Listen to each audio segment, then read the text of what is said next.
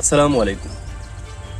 আজকে আমি আপনাদের সাথে একটি রূপকথার গল্প শেয়ার করব।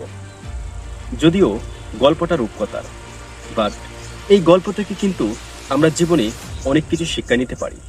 হয়তো প্রত্যেকের জীবনে এই গল্পটা মিলেও যেতে পারে। একটি রুমের মধ্যে 4টি মোমবাতি জ্বলছিল।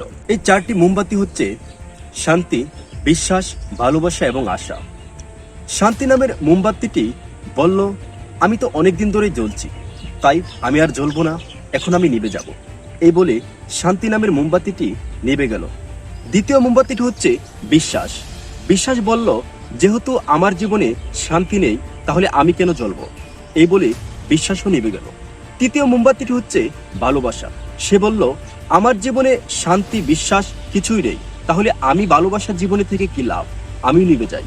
এই বলে ভালোবাসা নামক মোমবাতিটিও নিভে গেল। কিছুক্ষণ পরেই সেই রুমের মধ্যে একটি ছোট্ট বাচ্চা প্রবেশ করলো।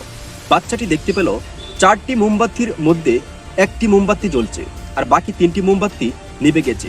বাচ্চাটি এই রুম দেখে প্রচন্ড কান্না শুরু করতে লাগলো। সে বলল, তোমরা কেন জ্বলছো না? তোমাদের কি হলো?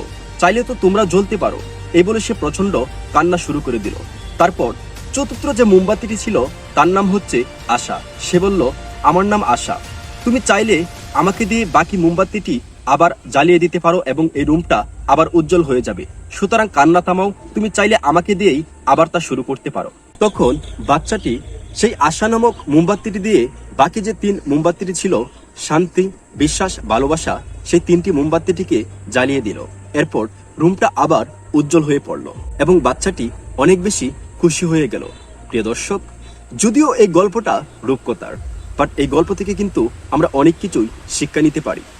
আমাদের জীবনে যদি শান্তি, বিশ্বাস, ভালোবাসা নাও থেকে থাকে, জীবনের শেষ প্রান্তে গিয়ে যদি আপনার ভিতরে আশা নামক জিনিসটা থেকে থাকে, তাহলে সেই আশা দিয়ে শান্তি, বিশ্বাস, ভালোবাসা এই 3টাকে আপনি ছিনিয়ে আনতে পারবেন। কিন্তু আপনার ভিতরে যদি আশা নামক বিশ্বাস না থাকে, তাহলে আপনি কিন্তু যে কোনো সময় ভেঙে যেতে পারেন। সুতরাং যতক্ষণ পর্যন্ত আপনার ভিতরে আশা নামক জিনিসটি আছে, ততক্ষণ পর্যন্ত আপনি ভেঙে যাবেন না। সেই আশা নামক জিনিসটি দিয়ে শান্তি, বিশ্বাস এবং ভালোবাসাকে ছিনিয়ে আনতে পারবেন। সুতরাং যত পরিস্থিতি আসুক না কেন, যত হতাশা, বাধা, বিপত্তি আপনার জীবনে আসুক না কেন, কখনো আপনি গাবড়ে যাবেন না।